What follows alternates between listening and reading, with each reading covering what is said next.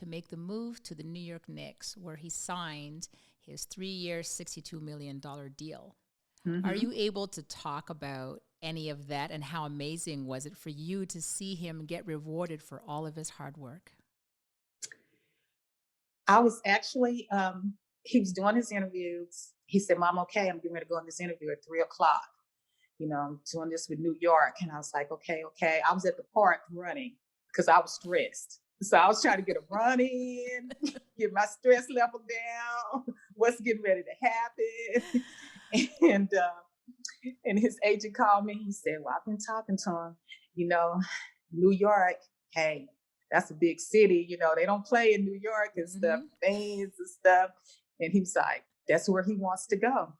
He said he wants to go there. This is his first interview. That's where he wants to be. And I was like, okay, okay. And then he walked out of the meeting and he called me. He said, Mom, it went great. He said, that's where I'm going. I was like, hey, if you happy, I'm happy too and stuff. And I was like, wow, and he, Aaron told me, when he was going to be signing and stuff. And I was like, this is great. You're finally, you know, getting rewarded. You had a great season last year. Would have been great. You met so many people in New Orleans. If you, could have stayed there. But God, again, has other plans for you. And That's you're it. in another big market, able to showcase what you can do, and you're getting paid for it. So great. Absolutely. His steps were ordered to the Yes. Knicks, right? Yes. So that's right. So we all know that New York is the mecca of basketball. Mm-hmm. However, the Knicks have struggled for years, and with that comes the pressure of being a Knick and playing at Madison Square Garden. So, how has he handled the fans and the media? Last year was rough. Last year was rough. And, he did that interview with the Tribune and poured his heart out. Yeah. Um, Being a mom, we were talking about this earlier. You read stuff on Twitter, you read stuff on Instagram. They were tearing my baby up. Mm-hmm. My heart was just to the floor because I was like, they don't even know him.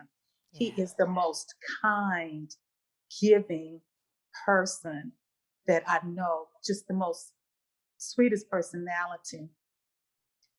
And they're just hating on my son, you Mm-hmm. know. And again, I never discussed this with Julius. I never said one thing.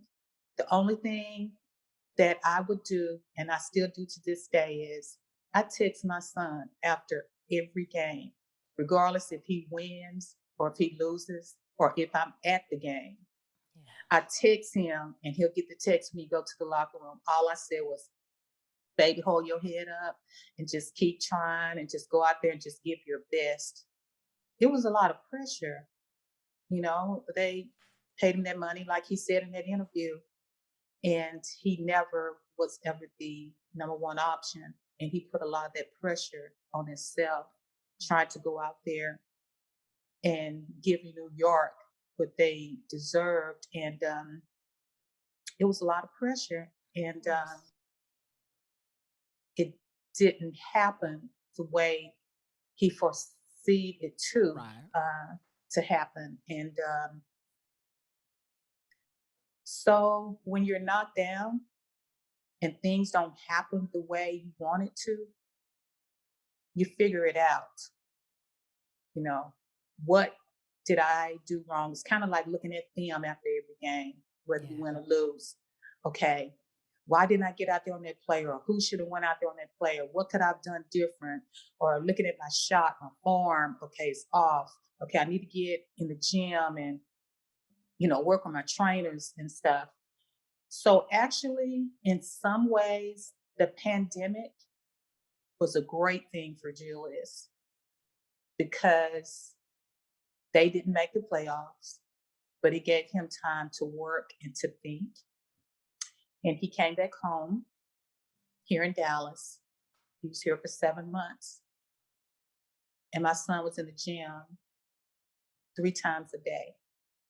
First thing in the morning, then he'd go eat lunch, take time off, work out again.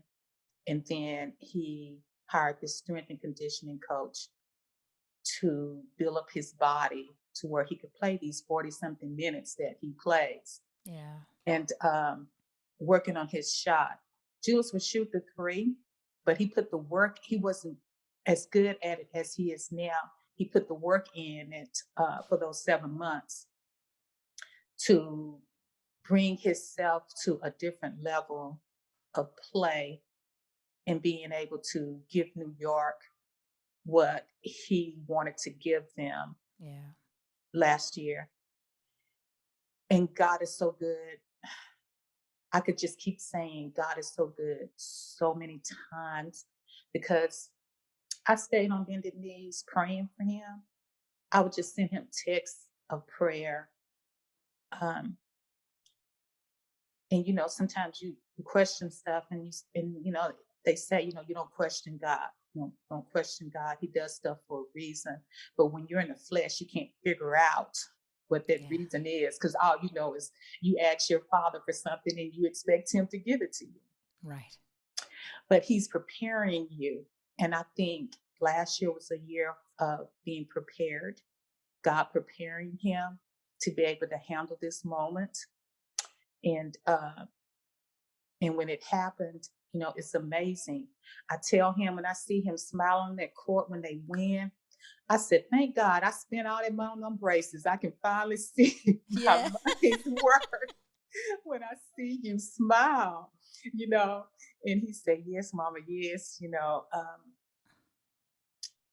I'm just so happy for him because I know what he endured. I know the work he put in. I knew what he wanted to give to New York, what he wanted to bring them back to. And this team is just amazing. The coaching staff is amazing. And I just, when God prepares you, you know, Absolutely.